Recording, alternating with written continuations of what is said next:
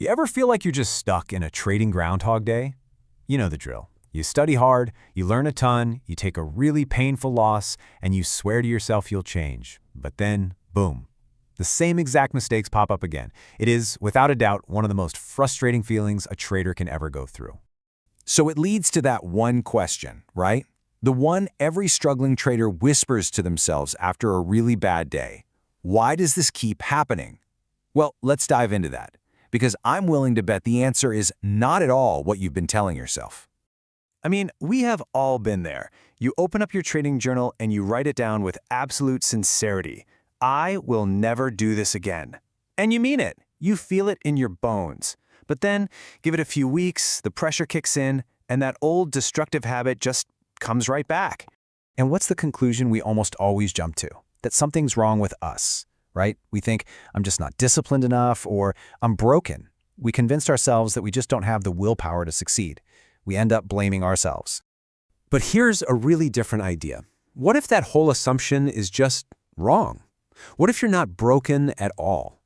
What if the problem was never, ever about your willpower, but about the rhythm of your entire approach? Okay, so this brings us to two totally different ways of thinking about performance. In the West, we tend to think about discipline as, well, as force, brute force. But in Japan, a lot of elite performers and traders see it completely differently. They approach it through rhythm. Let's break down what that actually means. This slide really nails the difference. So on one side, you've got the Western trader. For them, discipline is like a muscle, right? You got to flex it, you got to force it, you got to use sheer willpower. But then you have the Japanese trader, who sees discipline as the result of something else. It's the natural outcome of having the right process. You get the rhythm right, and discipline, well, it just shows up almost effortlessly. So how do you even build this rhythm? Well, it starts way, way before the market even opens. There's this great analogy. They see the mind like a patch of soil. And if that soil is chaotic and unprepared, it doesn't matter how great your seeds, your strategy are. Nothing good is going to grow. Okay, let's look at a tale of two traders. First, you've got Ryan. He wakes up, rolls over, and immediately dives into the chaos. Messages, headlines, charts. His mind is instantly fragmented and on the defensive. Now, let's look at Kazuo. He starts with his biology, not with technology. He wakes up with natural light. He takes a slow walk outside. And this isn't just some feel-good fluff. He's literally regulating his cortisol levels to keep his emotions stable for the entire day. His mind is calm and prepared long before he even glances at a price. Then, Kazuo does something that almost no traders do. Instead of just passively reading his journal from yesterday, he practices active recall. What's that? He actually closes his eyes and forces his brain to retrieve the memories of yesterday's trades. That struggle, that act of pulling the memory out, is what actually builds and strengthens the neural pathways. It literally wires the lesson into his brain. See the difference? Ryan is out there chasing new info, while Kazuo is cementing old wisdom. And after that, he does something that seems almost ridiculously simple. He sets just one lesson and one clear behavioral intention for the day. That's it. Not 10 goals, not a giant to-do list, just one. Why? Because it makes it incredibly easy for his brain to actually execute on that one thing when the pressure is on. Simplicity here is all about clarity. All right, so let's shift gears to the trading day itself and see how this rhythm continues. You know, most of us treat the day like this 6-hour-long marathon battle of constant attention. But the Japanese approach? It's much more like a series of focused sprints with intentional recovery time built right in. So let's take a look at Daniel. He looks like the perfect model of Western discipline, right? Glued to his screen from open to close. But what happens? By the afternoon, his focus is shot, he's tense, and he starts making sloppy, tired decisions.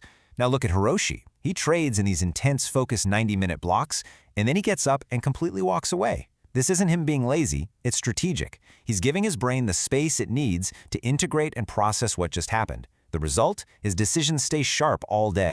And this whole practice is built on a really beautiful Japanese concept called ma. Ma is, well, it's the meaningful space between things. Think about it. It's the silence between musical notes that actually makes the music beautiful. So in trading, ma is that pause, that space between your trades. It is not empty time. It's where the clarity happens. It's where the wisdom from the last trade really has a chance to settle in. So how you treat this space, this ma, is absolutely crucial. Let's look at Lucas.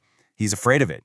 A quiet market makes him anxious, so what does he do? He fills the silence with action. He forces trades just to feel productive. But Kenji? He's the opposite. He embraces Ma. He trusts that it's in those quiet periods that he can see the market most clearly and select only the absolute best setups. He's not chasing trades, he's waiting for the rhythm to bring the perfect trade to him.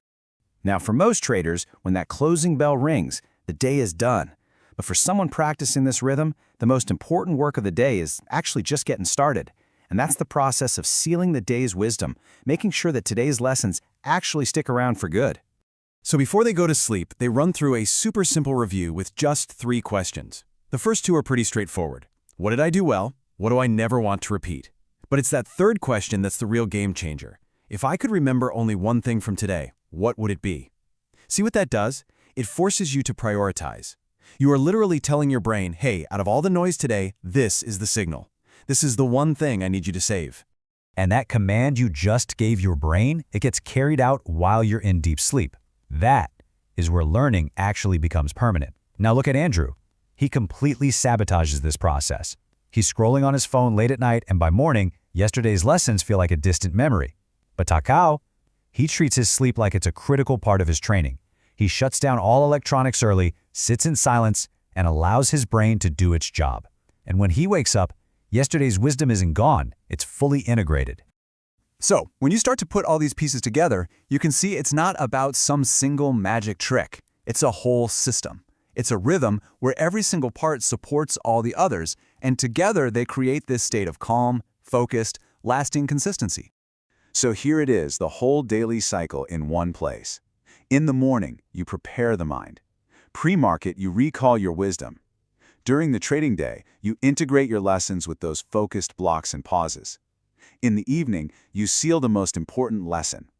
And finally, at night, you restore the mind with deep sleep. You do this day after day, and that rhythm builds a foundation where discipline stops being a struggle and starts becoming automatic.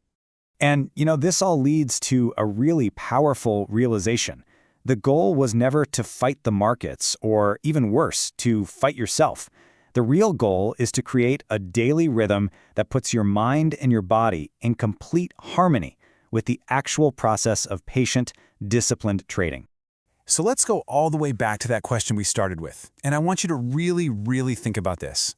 What if all that frustration, all those repeated painful mistakes, what if they were never a reflection of you or your potential? What if it was just the wrong rhythm?